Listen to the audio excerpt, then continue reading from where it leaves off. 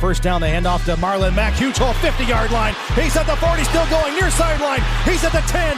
He's at the 5, and he will score. Touchdown, Marlon Mack. Touchdown, INDY.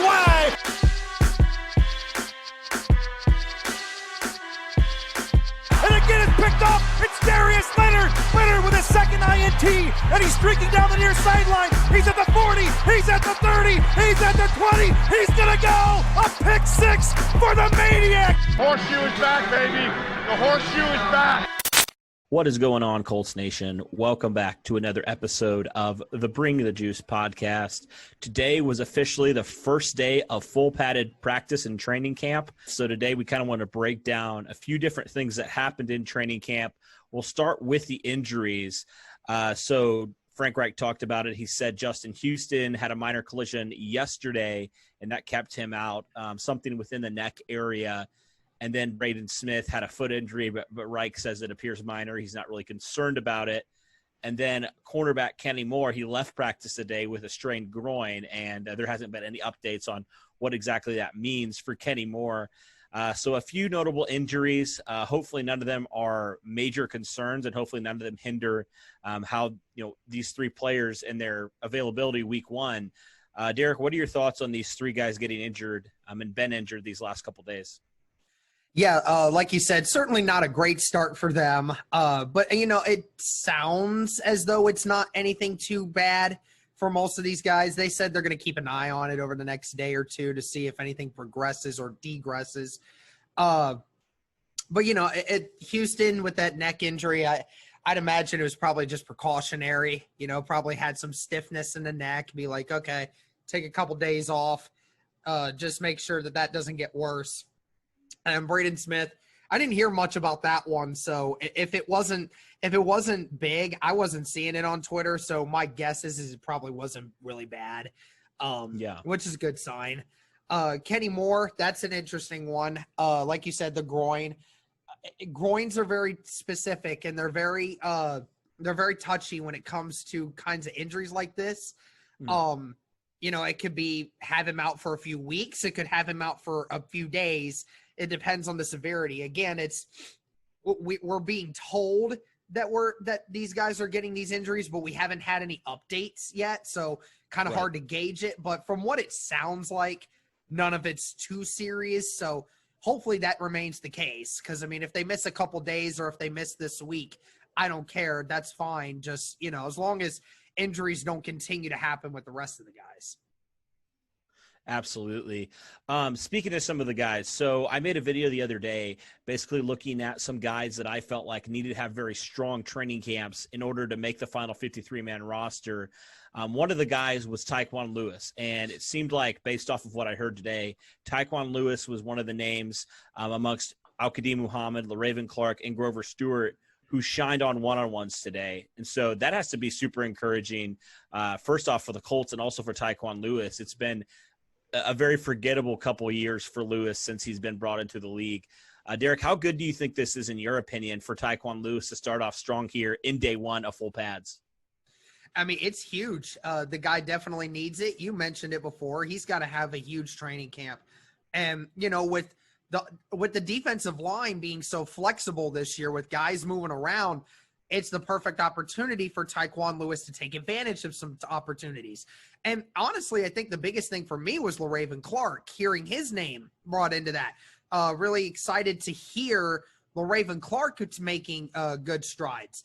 I always thought he could be good. He's a big-bodied left tackle. It's just one of those guys that needed to be stronger upper body-wise. But again, it's really good to hear Tyquan Lewis, LaRaven Clark, guys like that who, their futures with the team were being questioned, and they're already in the first day having some good ones. Obviously, it's first day, not a ton of team-related, things. That's gonna come later on. But, first impressions, the Colts media is eating it up. So, they're definitely doing something right. They just need to continue to keep doing that. Yeah, it's always really tricky with offensive and defensive linemen, especially with no pads on. So it's good to get a little bit more of a gauge albeit, it's just one-on-ones. It's not, full team practice, but it certainly has to be encouraging. And it is encouraging for Colts fans to hear some of those names, guys that have notoriously struggled in their first couple of years in the league. So I don't think Grover Stewart was a big surprise. Al-Qadim Muhammad continues to make strides like we mentioned. So that's always good to see. He's in that position battle for the other defensive end position alongside Justin Houston. So a couple interesting names there.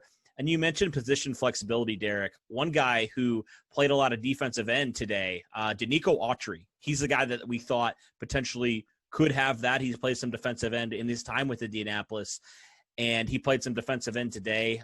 Give me your thoughts on that and what you think that could potentially mean for that defensive end position and then the backup interior three technique. Yeah, I mean, it's one of those, we've been talking about those a lot recently about whether or not Tyquan Lewis and Danico Autry would be moving to the outside because we felt strongly about the defensive tackle depth, right?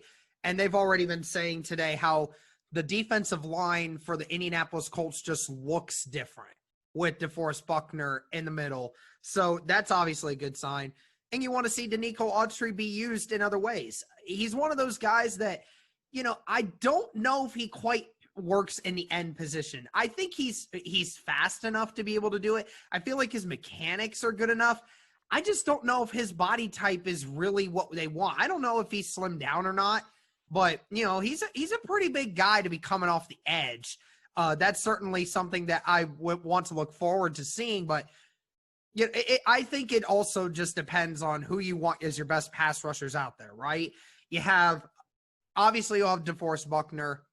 You'll have – and we don't think Grover Stewart, at least right now, Grover Stewart's not the best pass rusher on the inside that the Colts have. I think one of the reasons that Danico Autry is getting this opportunity is because, again, in obvious passing situations, you want the best four guys on that defensive line who can get to the pass rusher, wherever that may be. So ultimately, that's what you're wanting to try to do here. You're wanting to see if Danico Autry can move to the outside and some flexibility to be able to say if we're facing a weak right tackle and Danico Autry can take advantage of that. So it's good to see him being flexible. Good to see him getting snaps elsewhere. We'll just have to see if we'll just have to see if he continues to progress in that. I'm interested to see that. Yeah, I wonder if they, obviously Jabal Sheard wasn't the best pass rusher in the world, but he offered a lot in the run stopping game. Now, I think Danico Autry isn't as good of a run stopper as Jabal Sheard, but still, he's not bad at stopping the run. And I think maybe the thought is he's a little bit bigger body, like you mentioned. He can be a little bit more effective against the run as opposed to a Kemoko Toure or one of those guys like that are more pure pass rushers. So I get the idea, and it'll be interesting because I feel like Autry, even though he may, if he does indeed stay at end, I could see him going anywhere. I think he can go anywhere on this defensive line, and I think that's a very valuable thing to have is position flexibility. So you mentioned DeForest Buckner. Obviously, you saw the picture, Buckner towering over all the other defensive linemen on the Colts this year in training camp. Another guy who looked a lot bigger in pads, Jonathan Taylor. I mean, people were saying, I saw comments, people were like, why is a linebacker running the ball? Like, Jonathan Taylor is just a very well-built individual. He's a tank. I mean, to say it lightly, I mean, he's going to be a problem for people to tackle. I mean, honestly. And Taylor had this to say kind of on the physicality of the game. He said, I embrace it a lot.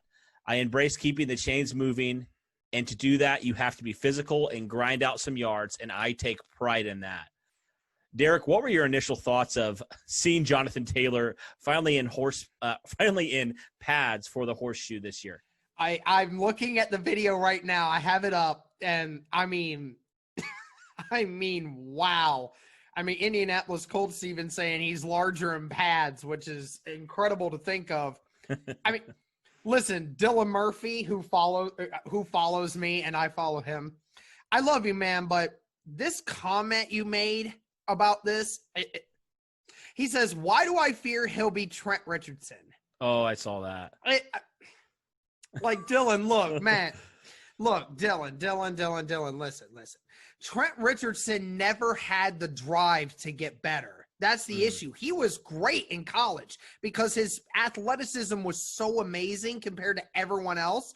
He just was like, oh, well, I can do this. This is easy. And he just never kept up with it. He just never kept up with the mechanics. He never kept up with trying to be a true running back. And that's ultimately why he failed. And not to mention his off the field troubles also got him in trouble as well. So, I mean, this is not a Trent Richardson, okay? I don't remember Trent Richardson being 5'11", 225 pounds, can run a 4.4, actually faster, and can move like this. Jonathan Taylor, oh my Lord. You know, and the funny thing is the Packers, Matt LaFleur was talking about A.J. Dillon, the running back that they drafted in the second round this year. It's a really good question of whose legs are better. The obvious answer is A.J. Dillon. That man has tree trunk legs. I mean, we thought Saquon Barkley had tree trunk legs. A.J. Dillon has like oak tree legs. I mean, holy cow, that man is built differently. But I said Jonathan Taylor just doesn't look human. No. He really doesn't. He just does not look like your normal NFL running back. And, you know, they talked a lot today about, you know, how he got to be so big and why he plays the way he does. And he said that his coaches ever since he started playing said it's the big power backs, which Jonathan Taylor you can put into that category. Even though he's more than just a power back, he is a power back. He can do that. He said that those are the guys that move the chains. They're the guys that continue drives. And he says he prides himself on that. And I'm glad to have that guy that is not afraid on a 3rd and 1 saying, I don't care if I rough myself up. I'm going to get that first down. I can appreciate that. And it's good to know we have him doing that. For sure. I mean, I feel like Mac has gotten better at being more of a physical back, but that never was his forte. Yeah. Like he didn't do that. Like he wasn't known for that. He was known for, you know, breaking it outside and making those big long runs like we saw last year. But yeah, it's just a whole different story with Jonathan Taylor. I mean, he's almost 230 pounds, I think, maybe 225, somewhere around there, 5'11", and he's built like a tank.